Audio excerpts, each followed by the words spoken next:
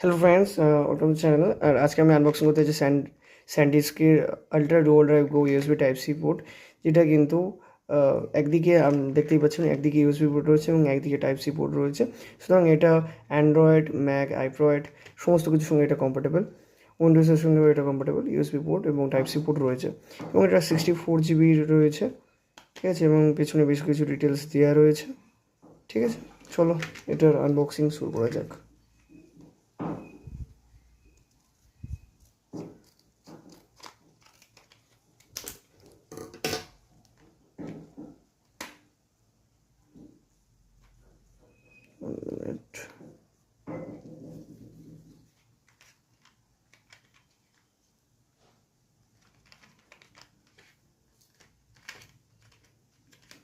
খুবই tight fitting করে দেওয়া আছে।